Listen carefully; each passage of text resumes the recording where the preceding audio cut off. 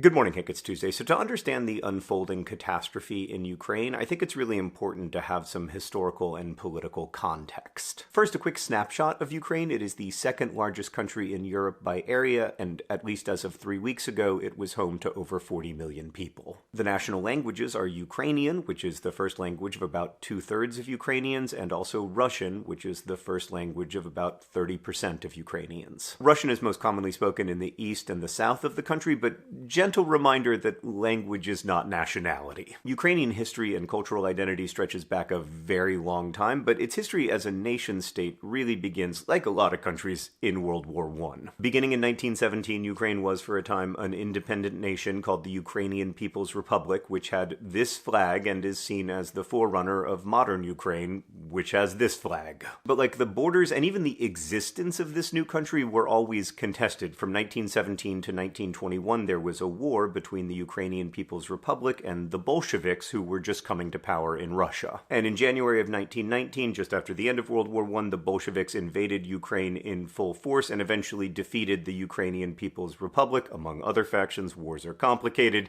and Ukraine became one of the Soviet Socialist Republics of the new Union of Soviet Socialist Republics. One of the generals who led that Bolshevik invasion of Ukraine was Joseph Stalin, who cemented himself as leader of the Soviet Union in 1929. Stalin wanted to crush any Ukrainian independence movements, which for him also meant discouraging Ukrainian language and cultural identity through a variety of strategies, many of them horrific, but we're going to focus today on just two Stalin policies that continue to reverberate. First, the Holodomor, as it is known in Ukrainian. In 1932 and 1933, millions of Ukrainians starved to death because of Stalin's agricultural policies, wherein food was taken from Ukrainian homes and Ukrainian fields and sent elsewhere in the Soviet Union, especially to industrial centers. This period is sometimes known in English as the Terror Famine, to emphasize that it was not the result of blight or weather, but of human choice. So to be clear, the Stalin regime knew what it was doing. These policies were designed to punish Ukrainian peasant farmers who were seen to be resistant to Stalin's ideal of the Soviet Union. It is hard to overstate the horrors of the Holodomor. Perhaps 1 out of every 8 Ukrainians died in a 2-year period. Another Stalin-era policy that continues to reverberate was forced deportation. So because Stalin wanted to discourage independence movements, he forcibly moved millions of people. Almost the entire indigenous population of Tatar people were forcibly deported from their home in the Crimean Peninsula. Many Ukrainians were forced to leave Ukraine, including for prison camps in Siberia,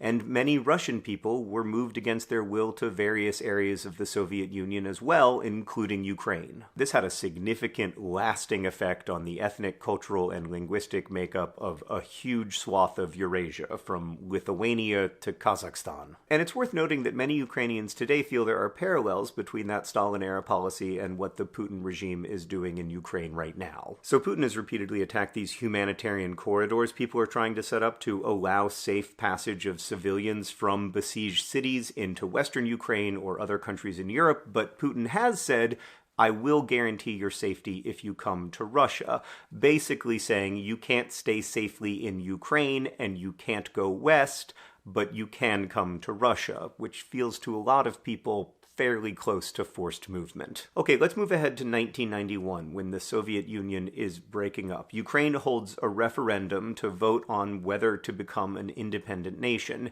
and 92% of people vote for independence. In every region of Ukraine, a majority of people vote for independence. And as a result, for the last 30 years, Ukraine has been a globally recognized independent nation. Now, it has not always gone great, as I explored in my previous video about Ukraine, but also independence is complicated in a global world, especially when the name of your country literally means borderlands, as Ukraine does. Partly due to cultural and historical connections, like millions of Ukrainian people have family in Russia, and partly because of economic necessity, Ukraine has had to maintain somewhat close ties with Russia while also trying to remain, a country. Economically, Ukraine has been in a complicated relationship with Russia for the same reason the rest of Europe has been, which is that Russia has a lot of oil and natural gas. Like, fossil fuels amounted to about 60% of Russia's exports in 2019. That figure is similar to, like, Iran or the UAE. And Ukraine has been very reliant on imports of Russian energy sources, not least because at times those imports have been heavily subsidized by Russia to try to curry favor and influence in Ukraine. But here's where we arrive at the crux of the matter. For a country like Ukraine, it is really difficult to have a good relationship with Russia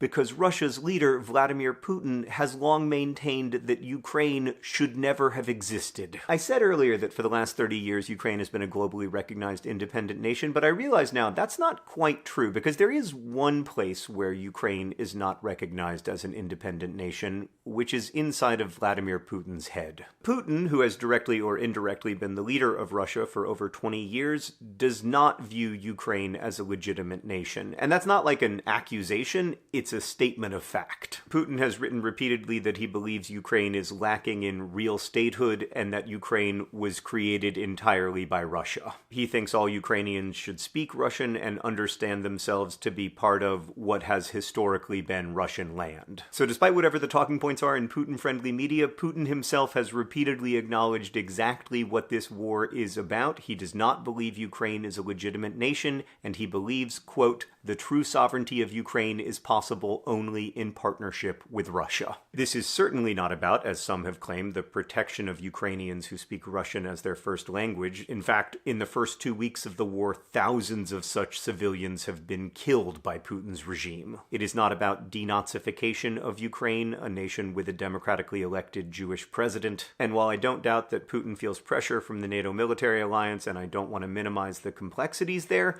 I simply don't think it makes Russia more safe to have Russian soldiers closer to NATO missiles. Again, this is primarily about what Putin has said it is about. He believes that when the borders of Ukraine were drawn, Russia was robbed. And he is seeking to rectify that perceived injustice through violence, including the mass killing of civilians and the destruction of infrastructure that serves them. I mean, just before the invasion, Putin addressed Ukraine by saying, "Whether you like it or not, take it, my darling," which was widely recognized to be a quote from a song about sexually assaulting a corpse. Vladimir Putin told the world what he was going to do, and now he is doing it. I made a video about Ukraine 8 years ago that ended, "The arc of history is long. Let's hope it bends toward peace." That was tragically naive. I don't know how this war will end, only that it has already caused tremendous suffering. Less than 3 weeks into the Putin regime's invasion of Ukraine, millions of people have been forced to flee their homes, and thousands have been killed, including many children. I hope there is some way forward other than more suffering, but I don't know what it is. What I do know is that no war will crush Ukrainian identity or language. When I made a TikTok about Ukraine recently, a young person commented, "As a Ukrainian, I would like to add one thing that I recently understood myself. Ukraine became Ukraine by never giving up on fighting for its freedom." And that's a good reminder that this war is not about East versus West or whatever. It is about the right of Ukraine and its people to exist in freedom and independence. Putin doesn't believe Ukraine has that right, but he is mistaken. Ukraine doesn't need to be a Russia-friendly country or a Europe-friendly country. It should be able to be its own country, to make its own choices, secure in the knowledge that its borders and sovereignty are protected. I believe that day will come, but I fear for every day until it does. Hank, I'll see you on Friday.